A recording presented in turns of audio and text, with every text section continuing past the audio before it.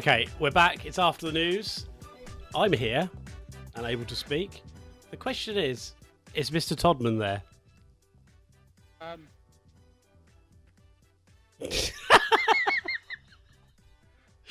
take that as a no.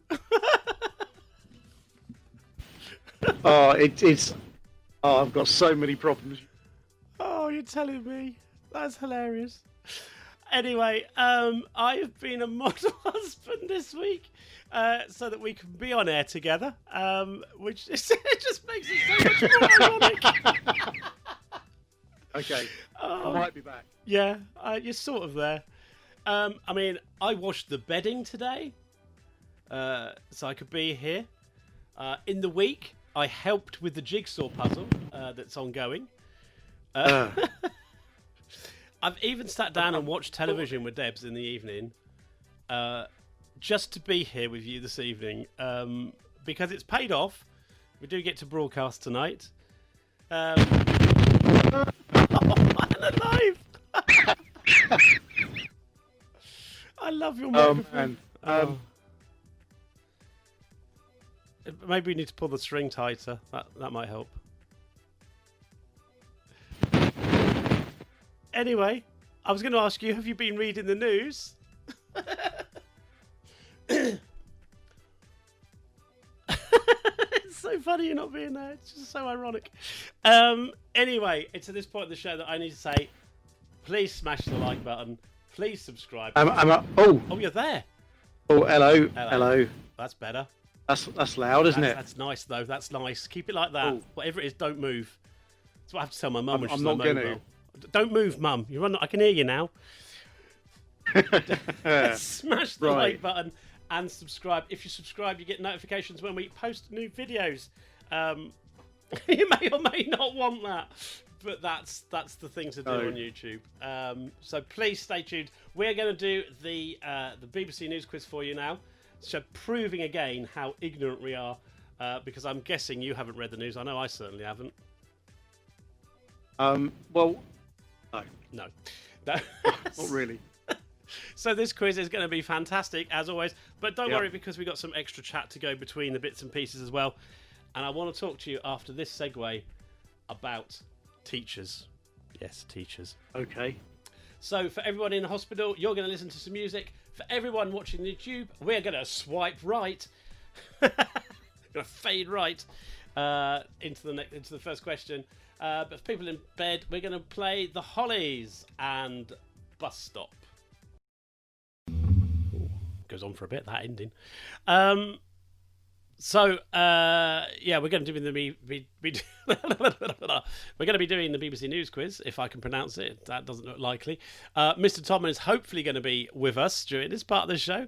I think if this not... is Caversham calling. Yes! Caversham calling. Caversham's there. Yay! Thank goodness for that. If not, I said you're going to have to start putting your responses into the chat, which is going to make it even more bizarre. But I'm willing to give it a go. Now, firstly, I want to say that's not a job, and teaching is not a job. Okay, and I'll explain. I'll explain why before people get upset. People are going to be. Let me explain. And I've seen the TV adverts. It's a joy to teach. I think this is the important bit to read. It's a joy to teach. I've seen the TV adverts, right? And I've got friends and family who are teachers. And let's not forget, our chairman, Gerard Rocks, was in education all his life, and also as a girder of loins. So, and what does he learn? What does he learn? That's the question you've got to ask yourself. He's been in education all his life, and what has he learned? He's learned how to write a damn good newsletter, which makes a change. Now, the thing is... Oh, no. Right, the thing is, as a teacher, you get to impose your own views on innocent minds, okay? And that's a good or it could be a bad thing, right? You also get to send out letters. Now, I think, right, I'm going to start doing this. I'm going to start sending back letters, and I'm going to correct the grammar in the letters that come out of our school, right? Because it's beginning to bug me. These people are teaching our children. They can't write a decent letter. Right? And it's no excuse to say, well, I dictated it and the secretary wrote it. No, not an excuse. if Sam was to use that excuse, they'd be saying, no, you're meant to read and edit. So to our headmaster, read and edit. Learn from your teachings is what I'm going to say. And don't get me started on PE teachers, right? Sadistic lot of gits, right? I've never met a PE teacher who wasn't angry. Have you? But you don't like PE anyway, do you? Well, I don't like PE, no, but have you ever met a PE teacher who wasn't angry? I certainly haven't. And Mr. Heath, the reason I couldn't run is because I had CF. He was a sadistic git, he was. Ex-army. Oh, just nightmare. And... And another thing for PE teachers, right? Clean out your spare kit cupboard, right? Because they are the most awful smelling areas in a school, and it's just it's no good. Kids who haven't got kit, it's no good saying to them, go and get something out of that cupboard and expect them to take it home, wash it, and bring it back, because it don't happen. And that's why those cupboards stink, right? That's why those cupboards stink. I had a friend once. He goes, "Oh, sir, I've forgotten my trainers." And he said, "Well, try and get something out of the kit cupboard." And all he could do was find an odd pair of shoes. Oh, no. He had two different sizes, but one was a left and one was a right. And you just remember him trying to run in these things. I was like, you look an idiot. Man. An idiot. And what is it with PE teachers and their pervy need to see people's verrucas? It's like, I don't know if this happened at your school, but it's like, if sir, I can't have a shower, I've got a verruca. It wasn't, oh, okay, just, give yourself a good wash in by the sink. It was, can I have a look? It's like, what do you want to see my verruca for? Surely that's not a thing. PE showers.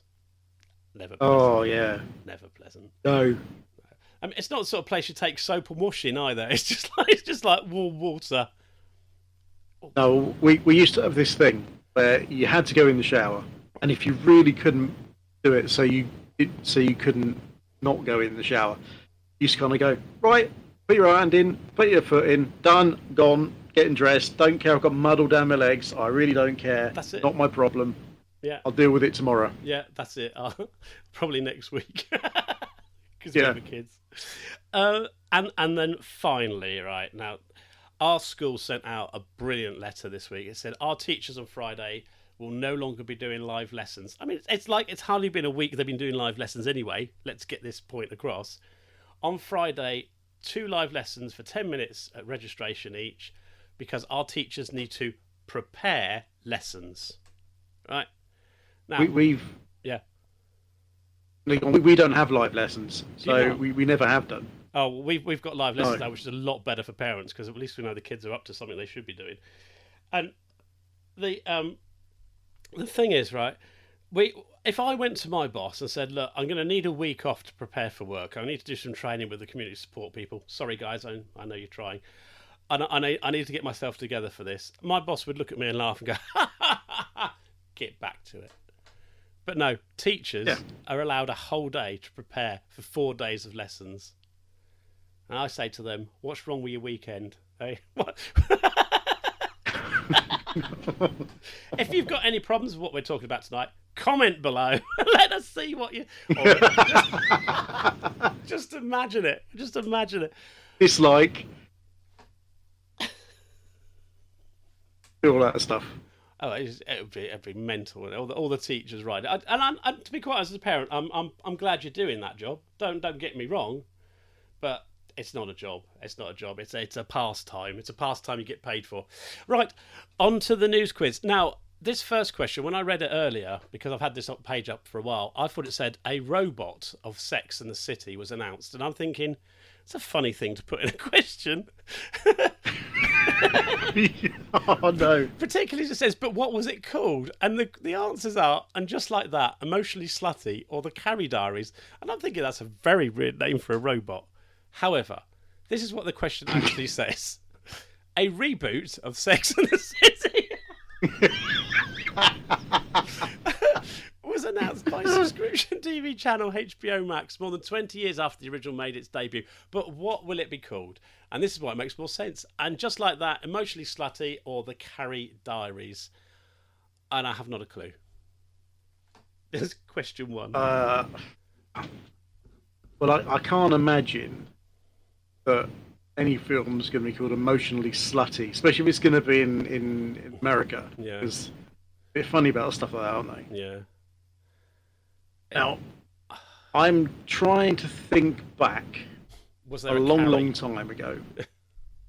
There was a Carrie, but I can't remember who played Carrie. I've got a feeling it was the one that's not in it. There's one of them that's not in it. I don't I'm know. thinking it's there. So what was the first one? And Just Like That or The Carrie Diaries. I'll go for it's just like that. Okay. Whatever that was. And that's correct. Wow, Hey. that was well worked out. You should be on Eggheads. So yeah, one question. Well, I'm a bit uncomfortable sitting down, I will be honest. Yeah. Second question. Oh, sports question. Here we go. This is where we Oh fail. dear.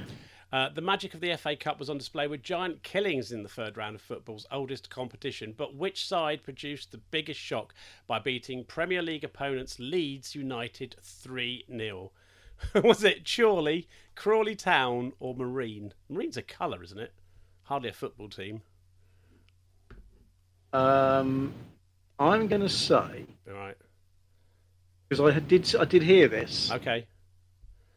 Not that I remember it particularly, but I've got a feeling it's either the first one, Chorley. the second one, and possibly the third one. I think you could be right. I thought you knew then for a second. No, I reckon it might be. It's either Crawley or Chorley. Well, Crawley I Town. don't know. Do you know what? I don't know. Let's go for Chorley because it's at least in the right Go on sort then. of geographical area. He said, hopefully. Go on then. Wrong. It was Crawley Town. Oh, man. Crawley Town. Crawley Town. Crikey. Oh well. So that was two questions, one right, one wrong. We'll be back to do some more questions after these tunes. If you're listening to Hospital Radio, and after we swipe up, if you're on YouTube. I don't know why I'm doing this. Something wrong with me. Oh, excuse me. Oh dear. Yeah, keeping you up. Yeah, sorry. Michael Holiday, the story of my life. Now, I went into the garage I don't know, it must have been Thursday, I think, and I thought, do you know what, I'm going to do that job I was going to do. So I took a picture of the wheel of my bike because it needs a new tyre. The reason I had to take a picture is because it's too dark for my poor little eyes to be able to see and read what tyre I needed. So I came in, I looked it up, I thought, okay, that's fine, I can get that. And I said to Deb, quite proudly, because I was quite proud of this, I said, Deb, I'm going to fix my bike. I'm going to put a new tyre on my bike. I'm going to order it and do that. And she looked at me and she said, you're going to try and fix it yourself? Why would that even be funny? And I said, well, yeah. I said, I'm sure I can make a tool to get the old tyre off and put the new one on. It can't be that difficult, surely. I mean, people do these things. And I'm not inept. At which point Sam said, Daddy, you still need to fix my bike. And I went, I said, I have fixed your bike, Sam. I have. The problem with his bike was the handlebars were loose. Sometimes they move. Yeah. So I tightened them up. They're perfect. And he said, no, Daddy. He said, no, you need to fix it so I can see the gears. So I've tightened it, but I've not really taken much notice. And they're too far forward, so you can't see the gears or use them. And Deborah looking at me going, and you're going to fix your tyre on your bike? You probably have the inner tube on the outside. Oh, man. Put it on inside out. Oh, God. Yeah, so, I don't know how good that's going to be, but we'll see. Back to the news quiz then. In a week when the US House of Representatives impeached President Donald Trump for a second time over the storming of the Capitol by his supporters, a protected animal was found with Trump etched on its back. Oh, good I God. saw this. But what was it? I saw this. A gopher tortoise, a manatee, or a sea turtle? I didn't see this. This passed me by. I wasn't even aware. Because I really do like them, but it was a manatee. A manatee? Really? You can etch something Yeah. into the back of a manatee? Someone, scrawled in something sharp, Oh my God. Trump on the back of this manatee. Oh my God, yeah. Oh, that is so sad, isn't it? It was a manatee, a slow-moving mammal similar to those pictured, which you can't see, but we can. The manatee's nickname was sea cows. I heard that, and I thought, Trump supporters, that figures. Apparently, if you're found guilty of harassing them, you face a year in prison and up to a $50,000 fine. Let's hope they find him, whoever did it. Next question. Welcome to the Brexit, sir. So said a Dutch customs official on TV news as he explained to a driver that travellers were no longer allowed to carry certain food from the UK into the EU. But what kind of sandwich did he confiscate from the trucker? This as well. Was it a cheese? I saw this as well. Did you? Again, passed me by. I've obviously not been watching the right things this week. Cheese, egg and cress, or ham? Ham. Ham? Really? You're not allowed It had to... ham. Well, you see, the thing is, what it is it doesn't meet European standards anymore. Because we're not in Europe, we can't import meat without a license. Even if it's in a sandwich? Even if it's in a sandwich. Yeah, you can see it. Take it, yeah. On street corners. Like, do you want a ham sandwich? It's come from Britain. Only ham. Okay, let's go for ham sandwich. Correct, it was ham sandwich, made the headlines after confiscation of the tinfoil wrap sandwich was broadcast by TV network NPO1. That's amazing. That is... He would have had no more luck with cheese or egg, as the UK government guidance points out. People are no longer permitted to carry products of any animal origin into the EU. We've made some rough deals on that. Have you seen they've also... for musicians, they're now not allowed to travel freely between countries like they were under EU law. So now a lot of the sort of concerts and things that would have taken place can now only take place if they can do it within 90 days of them leaving the UK. Otherwise, they've got to head back home. Now, I don't want to get political about it, but you were all warned. You were all warned. This is all the problems we're going to have. Yeah. And they all went, no, project, oh, no. And, at the end of the day, this is all stuff that was said at the beginning. Yeah. And they went, no, that's never going to happen. Yeah. My favourite is the fact that we can't now import or export to Northern Ireland. What's that about? Gee whiz. I know. Oh, unbelievable.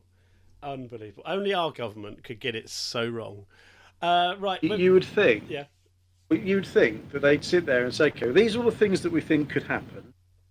So instead of just brushing it all under a carpet and pretending it's not going to happen, let's actually try and sort it out. Yeah. Not leave it to the last minute, and then actually we might not have all these problems because it would have been looked at properly. But it's the British government. It doesn't matter which government would be in power either. It has to be said. They both got this wrong. I've also said that. Yeah. I've said that to other people as well. I don't know if I said it to you or not, but at the end of the day, it doesn't matter what colour government it is, green, red, whoever, yellow. It's all just going to be a mess, no matter what happens. Yeah. Too many committees. Right, more than words from Extreme. If you're on hospital radio, if you're watching on YouTube, we're going to swipe left again into the next question. Oh, God. Without being pervy, I mean, what are you wearing? Mm. What are you wearing? Well, I've got a lovely manching bra and panty set on. Nice. I'm wearing jeans and a t-shirt. Lovely. I've been dressing up for work, so Monday to Friday, I kind of make an effort to put proper trousers on now, like I would wear in the office. Because I was finding I was just getting up and just like it was like a weekend and coming down, and I think this is not good. And I'm on a lot of conference calls, and I thought, no, this is not good. I need to change that. So I changed. But I do exercise in the afternoon. So I've got on my exercise bike and I go out at lunchtime. So I get to about lunchtime, I think, if I'm going out for a walk, should I change? And I thought, no, I won't. So I've been going on sort of less muddy walks because otherwise I was getting my trousers muddy. Yeah. But it comes to the afternoon, I go on the exercise bike and I've been doing weights and bits and pieces. So I then put on a t-shirt, a pair of shorts, and do that. I then come back upstairs and I think, I've got to do dinner now. I better change again, but I don't want to put my work clothes on. My work clothes, so I get another set of clothes out. I'm changing 3 times a day. What's wrong with me? I've gone mental. I tell you, it's got to me. COVID has finally got to me. I have gone mental. I don't think I know anybody else who changes as much as me. It's just mental. Right, let's do the news quiz. I've lost my place. There it is. Right. A novel by Sarah Ferguson, Duchess of York, is to be released by romantic fiction publisher Mills and Boon, but on whose life is her heart for a compass based? Is it Prince Albert's mother, Princess Louise of Saxe-Gotha-Attenberg? That's difficult to say. Queen Victoria. Was for you. Yeah, that just shows more ignorance, really, doesn't it? Queen Victoria or the Duchess' great aunt, Lady Margaret Montague Douglas Scott. Not a blinking clue. Could be any of them. Haven't got the faintest. No. I'm going to go with the Duchess' great aunt because that's probably the closest one to her being a relative, and that's correct. Boom. Hey. Good reasoning. I should be on Eggheads. I can't even pronounce it. Eggheads. Oh no, I read this story, but this is going to fox me because I didn't read all of it. Archaeologists said they had discovered the world's oldest known animal cave painting depicting a wild pig, believed to be drawn 45,500 years ago. But where did they find it? Australia, Indonesia, or South Africa? Now, I am getting a glimmer of a memory, and I'm thinking it's Indonesia, but it could be South Africa. There again, Australia is also a possibility. Oh, God. We started off well, and ignorance is now setting in. A pure ignorance. If we just have to read, the secret to this is reading the news stories. It's not difficult, people. Not difficult. Should we go Indonesia? Let's go with your inkling. Okay, Indonesia. Correct! Oh, my God! Hey. This is going to be like the highest scoring round. I think after we've done this, we should just stop. We win the title, then retire. That's it, yeah. We've done really well, and then we'll leave YouTube alone as well. Right then.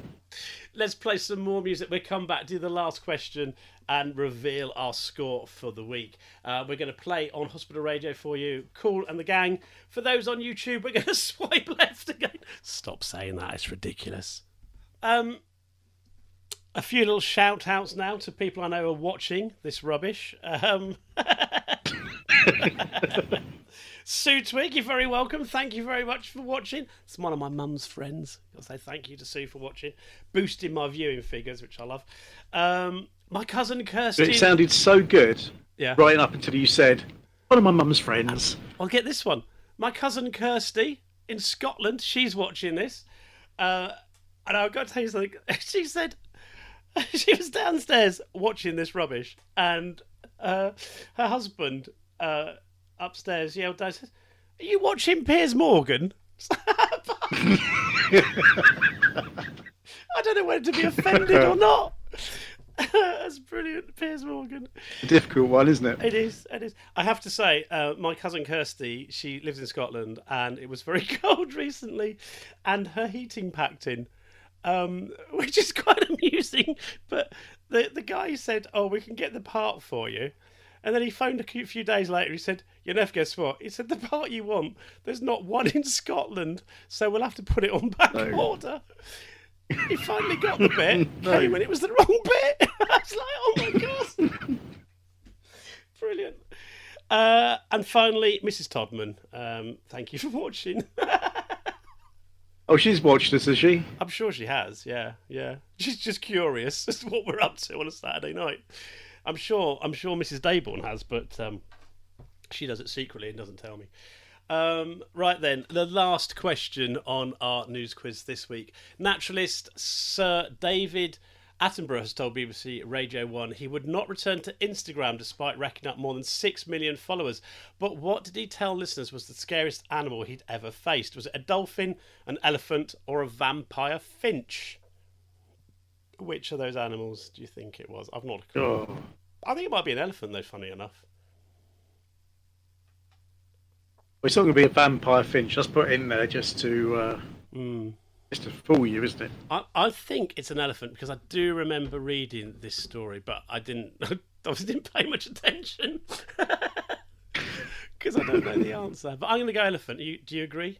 Final answer? I'll agree with you, yeah. Okay, final answer. An elephant is correct. The broadcaster said they come running at you at the speed of a motor car, ears flapping and trunks up.